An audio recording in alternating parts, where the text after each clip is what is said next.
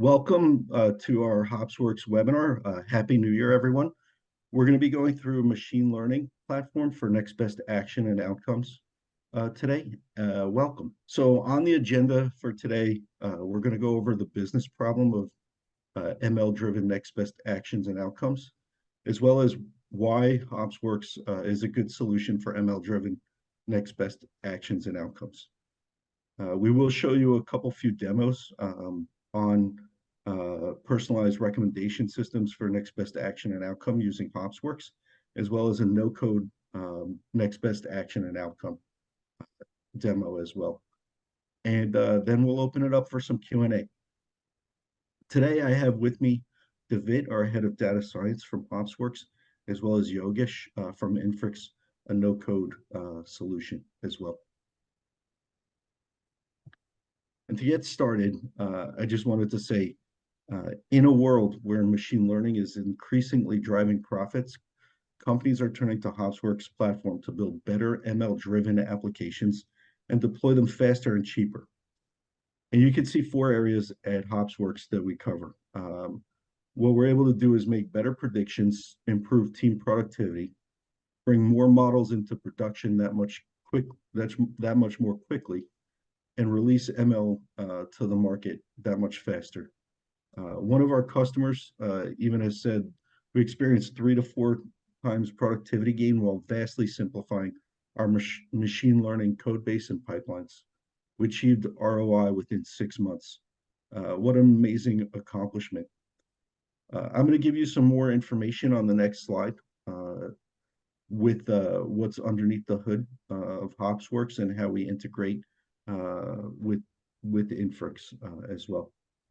So we are a feature store. We also have an open search vector database, a model registry, and we're integrated with Kserve as well as 30 other components that are stitched together.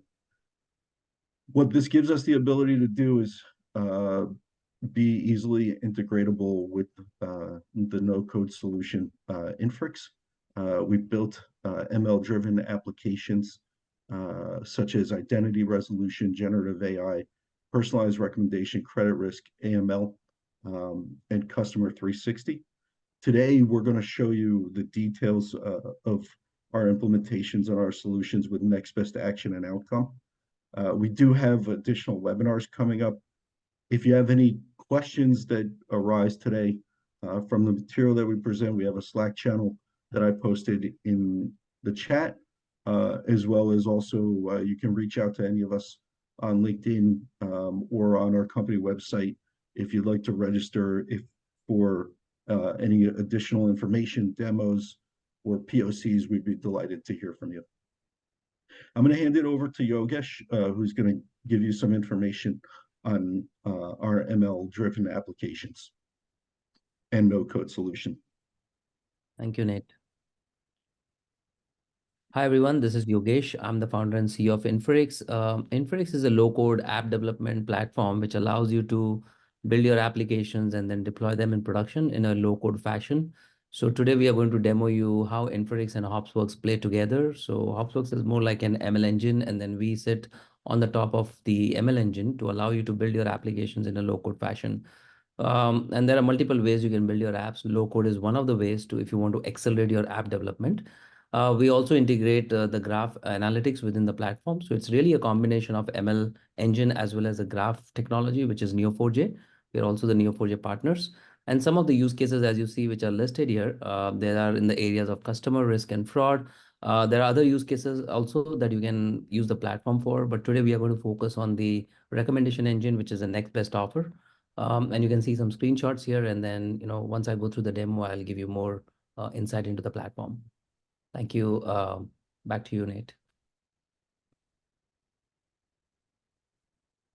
So the next section is personalized recommendation systems that we've implemented for clients.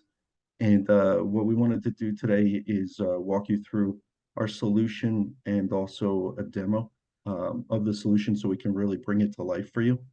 David's going to go through this. David, thank you. As always, pleasure doing webinars with you as well. Yeah, thank you. So this is David. It's head of data science at HopsWorks, and I will go through how to build real-time personalized recommendation systems using HopsWorks machine learning platform. So in this demo, we will introduce a couple of necessary components, such as a two-tower embeddings model and then a retrieval ranking recommendation system architecture. And then we will deep dive into how the HopsWorks provides a tooling in the system to build such an architecture and introduce components such as a vector database, feature store. Then we will show you how to build a low latency feature engineering pipelines and the low latency model serving to recommend the users desired content in a sub-second level, and also go through the MLOps principles and tooling. How do you can do feature monitoring, feature data validation to make sure that your models in production get correct data and there is no training and serving skew between production and when you train the data, and also how to when to decide that the model is decaying, and data science teams can retrain model and deprecate a model and promote a new model into the production. So what is a recommendation system? It basically provides personalized information to the user based on a context, historical context, what was the interest historically, what's the relevance of the current information, and also what is the context of it. So what we want basically is to find similar items in your data set that the user was interested in. So we want to do a similarity search. And we also want to probably find the similar users that were interested in items so that we can recommend back to a current user. So this is the high dimensional data, and then embeddings provides way to basically compress a high dimensional data and still retain the semantic relationships. And the word embeddings is a very good example for this. For example, if we do a country and capital search, Canada will be, or Ottawa will be semantically close to the Canada, Tokyo to Japan, but this is a single model search. What about a multimodal search? Can we search a user embeddings, find the similar items? And the answer is yes, we can do a two-tower embedding model. So basically we can map user embeddings to the item embeddings in the dot product. And then based on the loss function, we can determine if the interaction will be high or it will be non-interaction at all. And then we will use this model to build a retrieval and ranking architecture. So if we have we will potentially have millions of items to recommend to the users, then based on the current user, we can generate the candidates. So we want to generate as many as possible to not miss any of the relevant content. The next stage, we want to rank it. So we can select the top 10 or a top 5. So then we can send the comments finally to the user. In detail, this graph is that we need to jointly train the user embeddings and then item embeddings and then register them into the vector database to do a similarity search. Next stage, in the retrieval stage, we want to search similar items using a nearest neighbor similarity search. Then after the candidates are retrieved, we want to filter out. Some of the items will be non-relevant because it's a different region, or maybe it was sold out, or its age isn't relevant for the user. And the last stage, we will select the top candidates and the most relevant content and to recommend to the user. So to do this, we need to log information or log features, user interaction features. For example, with the retail web page, user probably searched some items, and they clicked it, and then it was purchased. So we need all these user journey features. We also need to log item features. Let's say if it's a fashion recommender system, we want to have features. What's the item? What's the brand? What's the color?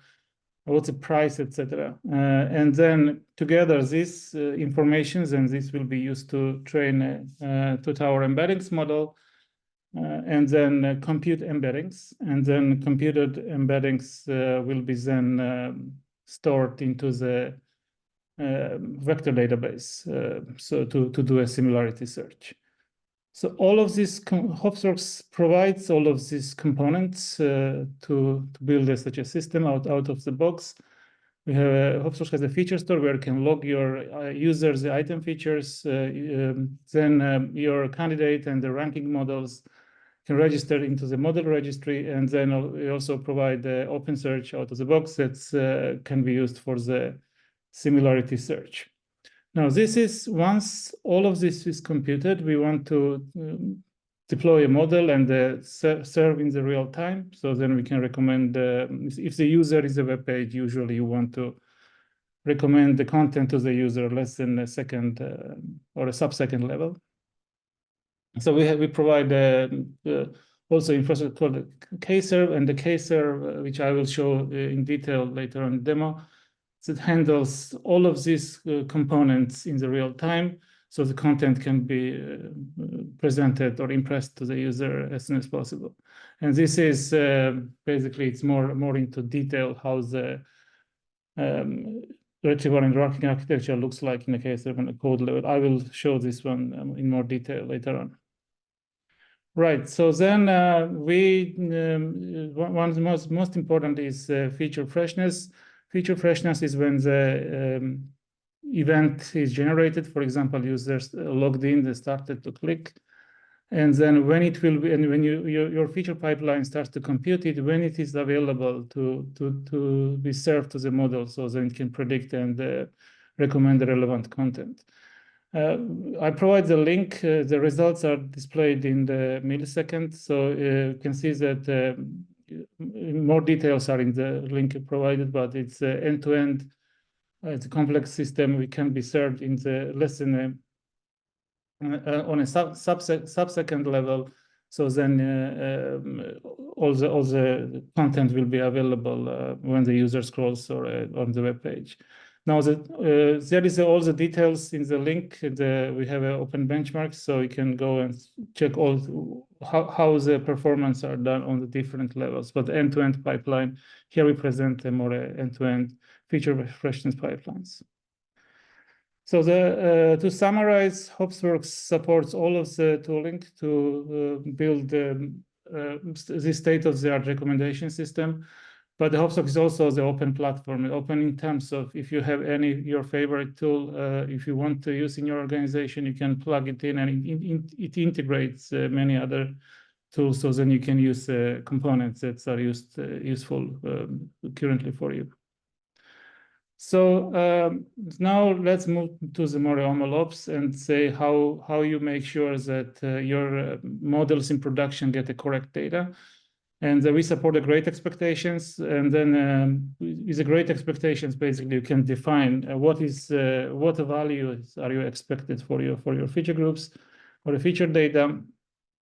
And you can determine if the value is out of the range, you fail a pipeline, or you get the alert, or you register it, so later on your data teams know that when the wrong value was inserted in the feature groups.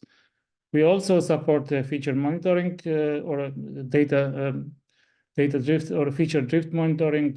For example, data changes, models decay, maybe a new payment system was introduced, or for example, before and after COVID pandemics, user behavior was different. So you want to monitor, your data science teams want to monitor it, and then it's up to the data science teams to decide what to expect. And then they will get the alerts basically when the model needs to retrain, and then which model needs to be deprecated and the new models promoted to the production. Right, now I will show this quickly in the demo and how the code looks like. I will jump into the code. So I will start with, I prepared a couple of notebooks. Again, I will point out that for the demo purposes, I prepared the notebooks, but we support the Python and Java, and for the frameworks, for the feature engineering frameworks, we support different such as Pandas, Spark, PySpark, Flink, and the Beam for real-time feature engineering. We also divided the pipelines with the different notebooks, because we generally recommend to separate your feature pipelines, training pipelines, and inference pipelines, because they have a different life cycle, different skills are used for this to compute these different stages. And also, like in this notebook, we will compute the features, or take a data sources and compute feature groups. But also, it's recommended to have each pipeline for each feature group, because it will be easier to debug, and it's also, they might have a different cadence for updates. Some feature groups might be computed on a sub-millisecond level or a sub-second level, and some might be computed on the monthly basis, such as demographics. Once your data sources are retrieved, you will perform feature engineering, such as more like window aggregations, how many clicks or how many purchases was made the last month, the last week. Once the features are defined, you can attach expectations. Here is a demo. We expect, for this demo, we expect your customer to be between 18 and 120 years old. Again, this is it's up to the data science teams to define what is the correct, what is the expected value, and then also how you handle if the value is out of the range. Once all this is defined, we attach, we define a feature group metadata, and then we register into the HopsWorks both the data and then the metadata, so that it can be searchable, provided that its owner gives the access to it. Now, we also define here both online and offline features, because online is for low latency serving and offline for historical data and to train the models.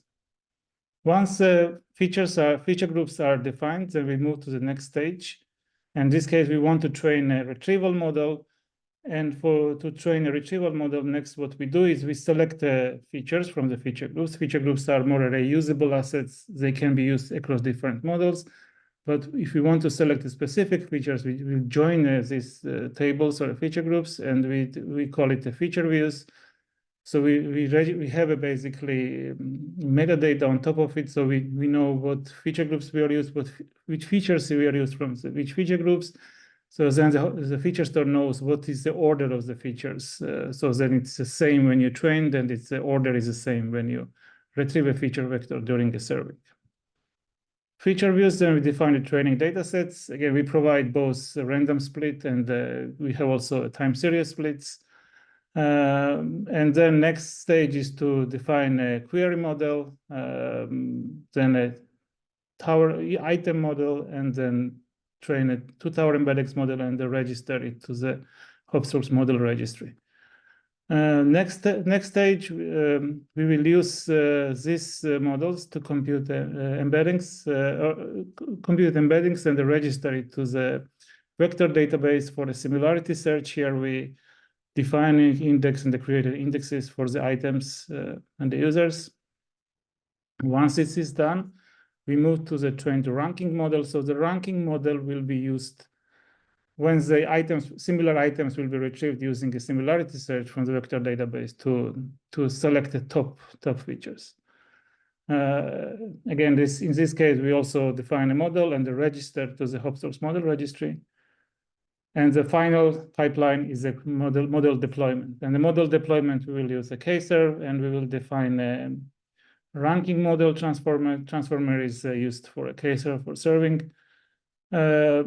We define here is a code basically to test it if the deployment predicts as expected, and we define also 2-tower embeddings query model, and the both are registered. So these models, if we go to the HopsWorks UI, we see a deployment. We have a query model and the ranking model. Both are up and running right now and are ready to be served. Here we see the model registry.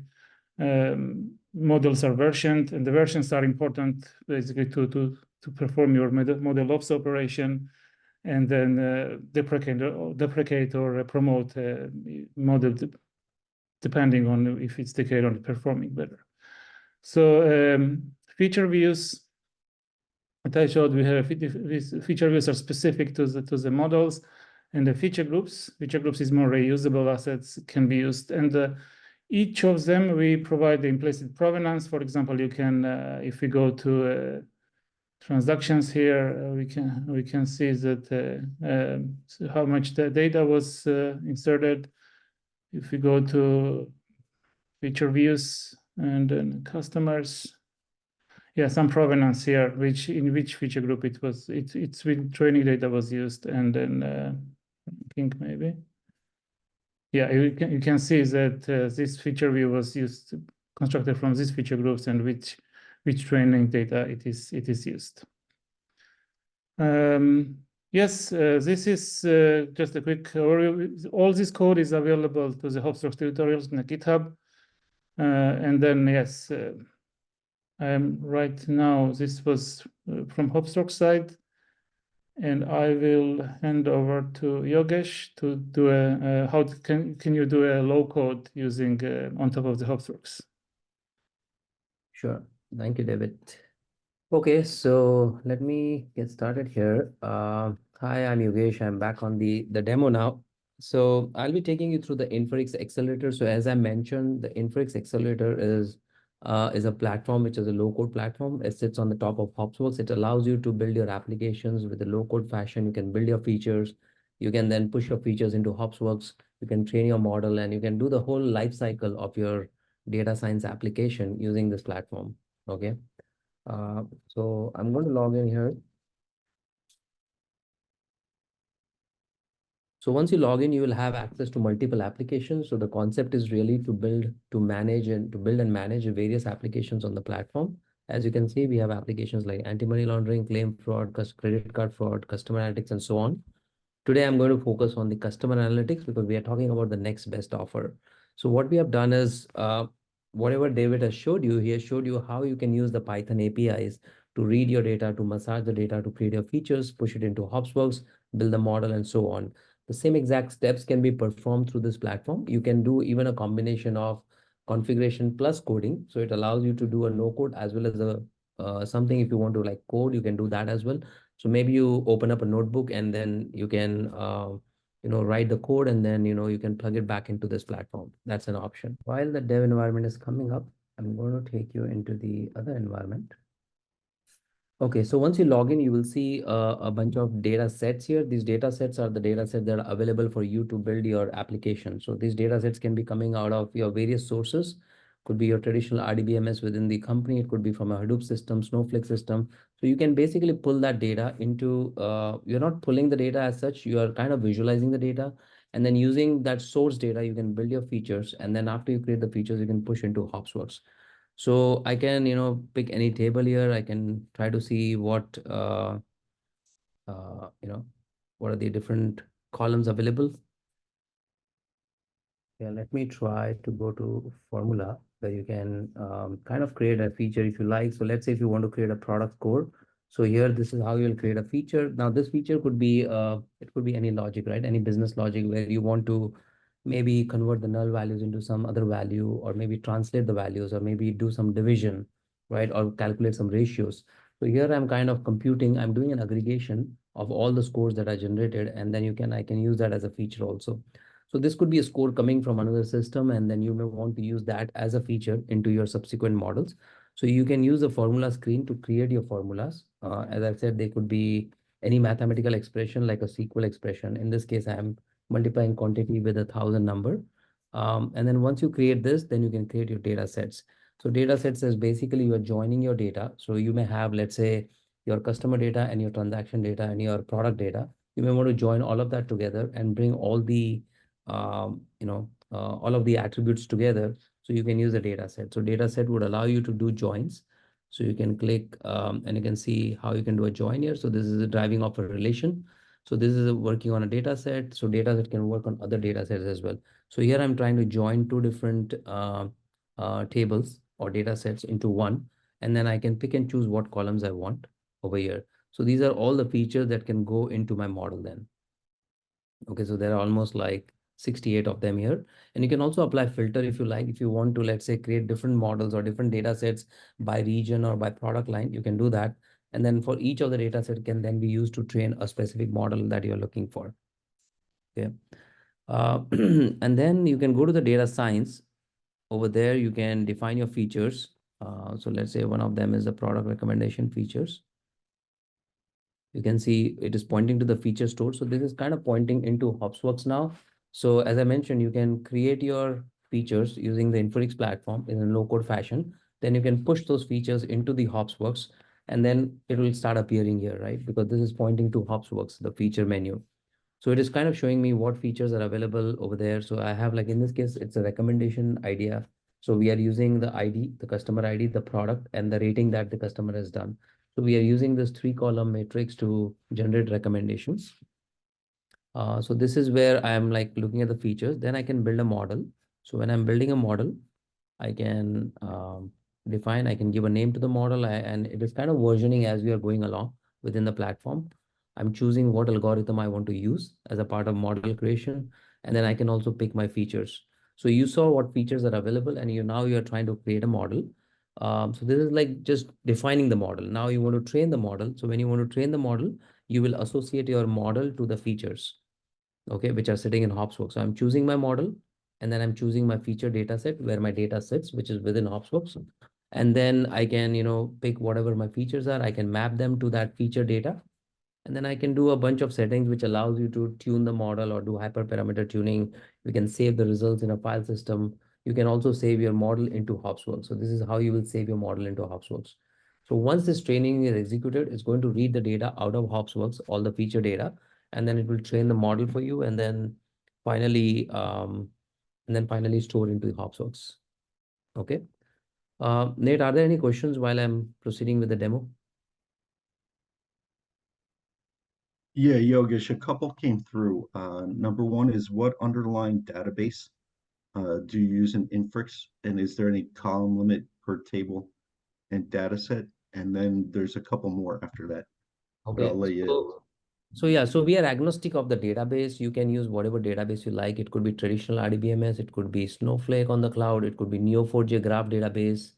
You can pick whatever database you want. We have connectors which allows you to connect to, I would say there are like at least 15 plus connectors available for the popular databases. And then the size and the number of the columns really depends on the database setting. So like some database allows up to, let's say, 200 columns or 400 columns. So we really go by the underlying database. Now, if you don't want to use a database because it might restrict you in terms of the number of columns, then you can use a Parquet file, which is more like a columnar file system, I would say, or a file. And there you don't have literally any limit, right? You can create as many as columns you want. So you can create a flattened data set which can contain like hundreds of columns, and then that can become your feature data set.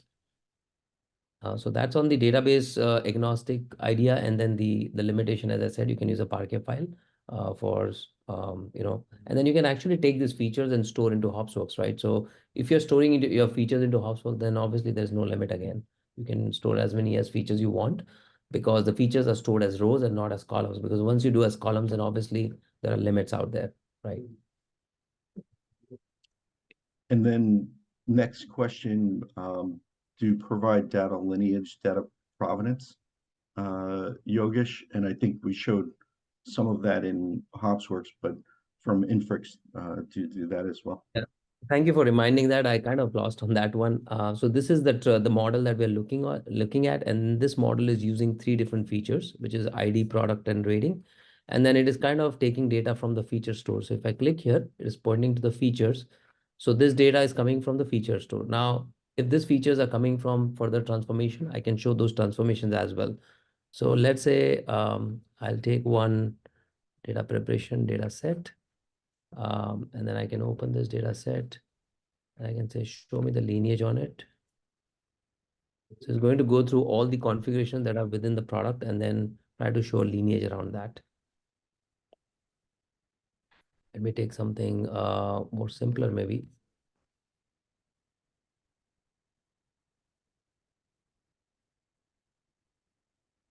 Okay. So yeah, I think I have some issues on the data pod here, but yeah, from a lineage perspective, what you can do is you can literally go to the training, and then you can pick any train model that you want, and then you can click here and you can get the lineage out of it. These are directly coming from the feature store, but if this feature is getting computed, using some mathematical expression. I can also show you that expression here. So now once you train your model, any more questions, Nate? Before you Yeah, proceed? one more. So say the customer and trade tables have been joined. What if these tables have one-to-many or many-to-many relationships and join conditions have to be very specific? Is that something that the domain SMEs will assist with? Yes, so from I assume it's from yes, we support one to many. Joins can be made from the one to many, and then there is also I will send out in the chat the documentation, so you can join on a specific columns or a primary keys. We usually by default HopSource will find the common primary key between the feature groups, but you can also define on what keys you want to join. And you also can define a filters. Maybe you want to select a join and you want to have a country, for example, or regions, and you can define that filters as well. Yeah, I will post the documentation in the chat. And then there's a couple more. So is there a limit on how many features can go into a feature group? It's so the offline one is unlimited. For the online one, if I remember correctly, it's up to 500 features. And then you could also have multiple feature groups as Yes, well. you can have multiple feature groups. Yes, so it's. And then do you have to think of all the possible features from the raw data beforehand, or do you test features on the fly? So what you have to define is model is a schema. You have to know it's and then once the feature group is registered the first time, it will register schema, and then it's always to write that feature group schema has to be very same, or there should not be schema breaking change. But you can have your code that tests the features. And then or you can use as I provided great expectations and define what to make the value if it's out of the range, you fail it or you get exceptions. So it can be computed both on batch and on the fly, and we also support the on-demand features. Great, Divya, Yogesh, thanks for answering the questions. That's all the questions that we have to this point. Yogesh, I think you're getting ready to show kind of some data lineage diagrams. So I'm going to pass it back to you. Sure. So this is another example of lineage I was looking for. So here you have a data set which is combining two tables, like joining two tables, which is customer profile summary and the train customer segmentation. And then as you can see that I'm also receiving data from a file here. So we can actually show you the lineage all the way till how your data actually started within the platform.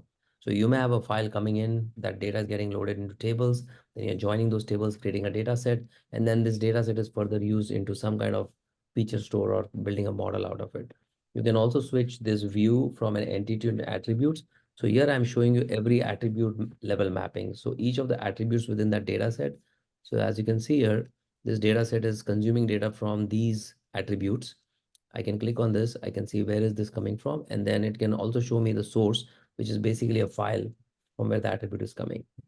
So this is how you can perform the lineage, and you can also kind of jump into those definitions if required. So if you're using a formula, there'll be a formula icon instead of coming. If the data is a derived attribute, then it will point to a formula in that case. Okay. So going into the one other thing I wanted to show you was the workflow part. So let's say once the model is trained, now I can train the model, then look at the results. So let me try to open this. So this is one of the recommendation engine that I ran. It had 3 features in it. I just ran on a sample data set, which is 1000. It kind of keeps a track of any parameters that you're passing while training. Then feature importance is not applicable for this particular model, but if you were doing something more like classification, we can show you the feature importance. You can look at some of the metrics. You can look at what training data was used as a part of the model training and so on. So all of these information is kind of, once the model is created, it gets stored into HopsWorks. So I can switch into the HopsWorks UI, and you can see here, this is our workspace for Inferix. and we are able to save all the models here, right? You can look at all the feature groups, you can look at the feature views, and then you can also look at the models that are created like in the model registry. So every time you are training a model, it gets stored into HubSpot. And then when you want to do a prediction, which is like an inference pipeline, we take the model out of the HubSpot and then we store it into, we kind of do a prediction around that. So you can also configure a prediction here. So this is one of the HubSpot model, which I'm using. Here I can choose the model that I just trained. I can pick a particular version of a model that has been trained. I can point to the new set of data on which I want to do a prediction. And then I can just map the inputs to the to my features, and then I can do a prediction around it. So that's how you will do a prediction part. And then you can do the model deployment. And basically, once you deploy a model, it will allow you to open a REST API, which can then be consumed by a downstream application. Okay. Apart from that, if you also want to, if you were using like graph technology, and if you want to bring some features out of graph technology, you can build a knowledge graph, and then using that graph, you can you will be able to, you can define your knowledge graph here. So this is a knowledge graph for customer analytics. You have a customer, the phone number, the city, the company. You can design whatever graph you want. This will store your data into Neo4j. Then you can extract the features out of Neo4j using the formula concept and then push it into HubSpot. So HubSpot really becomes like your enterprise repository for collecting all the features so that multiple projects and models can benefit out of it. And obviously you get the time travel, you get the consistency and all of that good stuff, right? And where Inferix really plays a role is to make that life easy, that whole journey easy, so that you can do it everything in a low-code fashion. So this is the knowledge graph part. Now what I'm going to do next is, so once the predictions are done, then you can also create a workflow. So what happens after the predictions are made, right? You may want to do some like take some actions on it. So once the offers are generated, I can configure a workflow here. So I'll show you one of the workflow. And we also have an alert engine which allows you to configure an alert and kick a workflow. So first I want to show you what exactly is a workflow to get an idea. So here, if you see, I can create any complex workflow by drag and dropping. This allows you to take action on what you have just performed. So you got your features in place, you built your model. Once the model is created, the predictions are made. Once the predictions are made, then obviously these are offers, right, that you want to send to the customer. So now you can get the customer details as a first step, and then I can get all the offers for that particular customer based on the recommendation that the recommendation engine has generated. And then I can send these offers. I can dispatch these offers. I can send more notifications periodically every 24 hours in case they don't click on the offer. And then you can also kick like some kind of workflow where you may have a, let's say, like in a customer sales executive who wants to get informed what offer was sent to whom, so they can also take some actions or do some follow-ups. So this workflow can be configured to the best possible way you would like to see this. And then, there are a lot of controls available, like you can send reminders, you can push back and forth, you can resend the offers, you can regenerate the offers and send the new offers and so on. So you just have to use some imagination that what kind of workflow you want to create to take a action on the prediction that was made. Okay. So once you create the workflow, then you can go to the alert engine. Then I can generate, like, I can create a rule. There is one rule here, just for sample purpose. We have created a rule to give all the recommendations. And then, so I'm into the alert right now. Let me go to the rule. Excuse me for that. So I'm like taking a product recommendation rule. And I'm saying, okay, I want to point to my recommendation. So these were the recommendations that were generated by HopsWorks inference pipeline. And then I can say, I'm only interested in the credit card rules. Then I can say, okay, I want to take all the outcomes that were generated out of various models, create some kind of score, like a unified score. And once the score is created for every customer out there, because you may have more than one offer, you may have different strategy in terms of for which offer you want to push to, like which products and so on. So once you define that rule will generate a score, and then using the score, you can generate an alert. So you'll say everybody who has got a score of like say 80 are the best candidates, because we may, generate offers for everybody, but you may not want to spend, like your budget may be limited and you don't want to spend, you don't want to like send offers to every person out there. So in that situation, you can kind of define a cutoff, saying that, okay, my threshold is 10 or 20, whatever you like. And then you can generate the alerts based on this cutoff. Once the alerts are generated, then you can kind of, look at all the alerts. So these are the alerts, which are nothing but the alerts for sending the offers. I can look into this. I can look at which customer it belongs to and so on. I can see what rules were fired as a part of generating the recommendation. Okay. You can also do some notes documentation if you want to, put some context around the alert. But once the alert is generated, pretty much the workflow will get kicked in, and then everything that I showed you in terms of the workflow will get executed as per this particular workflow, right? So finally, you have sent these, you have used the workflows, you have sent the offers. Now the customers are transacting. Now you may want to come and do some kind of visualization, which is basically build some dashboards. I'm going to pick one dashboard and see if open this customer 360-degree. Then I can choose a customer from here. Let's say, yeah, so this is a customer, so I can see what is the personal information about the customer, where is the customer employed, what kind of relationship it has, like what products the customer is already available to, what are the products we can recommend, like what are available, the spending activity. By the way, we also have like, like the natural language processing algorithms, the LLM of the world, where you can take this sentiment and then you can generate sentiment score on a quarterly basis. And then these are all the recommendations that came out of the recommendation engine, which is basically the model that is running in HopsWorks. So this particular dashboard is consuming data out of multiple predictive models. And all of these models, as I mentioned, they're hosted in the HopsWorks. And then, this becomes your interface basically to visualize, to take actions on the prediction that are made, and then also define the rules and train the model and so on. Okay. Once all of that is done, then you may want to kind of automate this whole pipeline. So we have a pipeline idea where you can go and automate. So let's say if I have a, like if I want to write the features to the feature group in HopsWorks, I can create one pipeline for that where I'm writing all the features. So here I'm writing the features. So you're using the platform to create the features, and then using this operator, you can push the features in HopsWorks.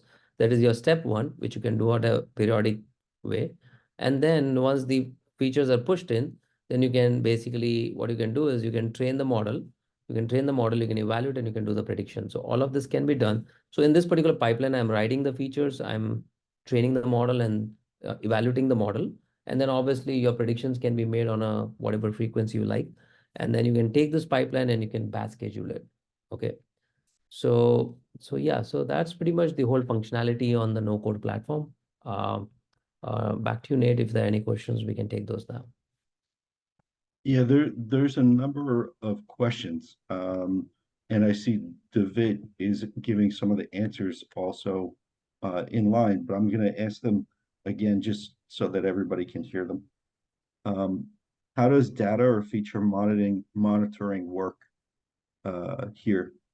Let's say a feature stat goes bad. Is there a way to get alerted, or can we set specific alerts? And then also as a second question there, also, is there any backfill workflow as well? And I think, David, you provided some answers. Maybe you could describe them a little bit, and then if there's anything you want to show Yeah, so on that. Yeah, so you can define basically guardrails is you can define the expectations before your data is inserted, and we use a great expectation. So you, as a data science or a data team, you define what is the values that you are expecting, and then you can define it's either fail the pipeline or you get alerted and you get a message in Slack or email, or it's also in the HopsWorks UI, you can see which commit generated the alert. We also support the feature monitoring, and the monitoring is if you monitor a drift, for example, if the mean or a distribution shifts. And that's also a data science or data team, you define which is the shift and what is the threshold. And then you get alerted. So in this case, probably data is not getting bad, but it's more shifting distribution. So probably, and that's more indications that your model needs to be retrained if it's decayed.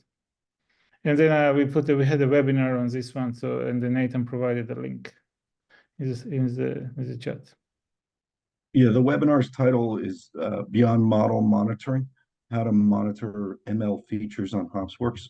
So that'll give a lot of good information and a demo of how we do this in HopsWorks. The next question, David, is actually, there was a second part to that question too, which is, do we have a way to do a backfill workflow? Yes. Okay, So yeah, I mean, the pipelines are, the logic itself is defined by as a data team or as a user, and then you can once a feature group is defined, then you can backfill a data your offline store. Yes. great. And then another question: how do you create a unified score scale for different product model scores? Yeah, I needed to ask Lisa. I'm not sure I understood the question. So if she clarifies it, I could answer. Maybe Lisa, can you give some more details in the chat? That would be great. So Yogesh, David, I'm thinking that you're done with the overview and demos. There's another question that just came into, and this would be for, I guess, both David and Yogesh. Are these platforms open source? Okay, so I think I mean we all know HopsWorks is an open source platform. But when it comes to Infinix, it's a product which is built for low code development. So Infinix is not open source, but it's available on cloud in a subscription model, or you can install you can purchase a license and install within your private cloud or on-prem. So it's a licensed product.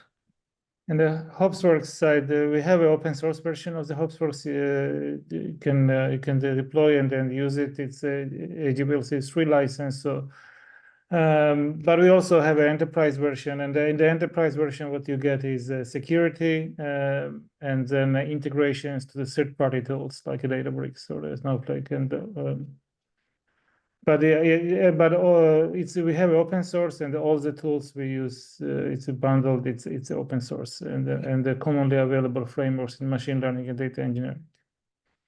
So to summarize, we have both open source and enterprise version. Great. I don't see any additional questions at this point. So, David, Yogesh, thank you for joining us. To all the attendees, thank you for joining us. I know it's early in the year and probably everybody's pretty busy. If you need any more information on HopsWorks or Infrix, you're more than welcome to reach out to us. You can reach out to us on our website. You can email us directly. You can go on our Slack channel and ask questions. There's a contact form on the website as well. And someone just asked if the recording will be available. All of the recordings are available on our website, and they are also available on YouTube. If you go to our YouTube channel for HopsWorks, it will be made available in the next day or two here. Really appreciate everybody joining in. Yogesh, I think you had Yeah, I something think you there was wanted to one add? question. I just wanted to answer that particular one. That's maybe I missed out. So there was a question about normalizing the feature values. So obviously you can do that. So what we can do is within the data science, when you're building the model, you can define what kind of normalization you want to use. So I'll go into an edit mode here. Oh, sorry, in the model, I'm in the wrong place.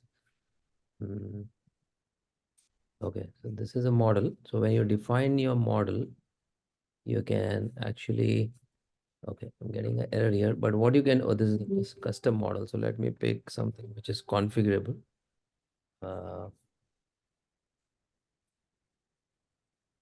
Okay, so here you have various options for your features. You can define the min-max values, you can define the scaling, you can do encoding, you can do imputation.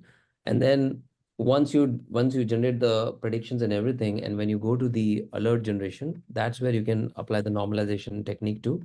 So you can take multiple scores and then you can kind of normalize it. So there are options here where you can do average, min-max, or normalization.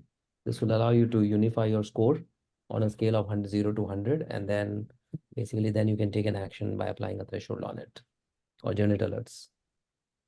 Yes, I can say that from a Hopstroke side, we also support both model-dependent and the model-independent transformations. And then, for example, if you want to, in the feature groups, you don't want to save a min-max because it has to be human readable and you cannot do the descriptive analysis. But once you define a feature view, you can attach a transformation function like a min-max scaling or a label encoder, and then it will transform. So it will register it, and every feature and the feature view, every feature view and training data will have its own version of the transformation. So, and then when you do so then you will not have a training and serving skew. So you can, yes, in Hopstroke also you can attach transformation functions to the feature views and define a scaling. But it's all, again, it's up to it's a user, as a data scientist, you decide which scaling mechanism to use and which features to scale. Thank you, Yogesh and David. Thank you to our speakers. Thank you to our attendees today. Really appreciate everybody's time. We have a series of additional webinars coming up. I think there's 8 in total remaining this month, and there's a bunch scheduled in February. Really appreciate everybody's time. If you need any more information, please reach out to us. We're more than willing and able to help you out with any of your proofs of concepts or to give you more information on the solutions that we've built out. Thank you, everybody. Have a good day.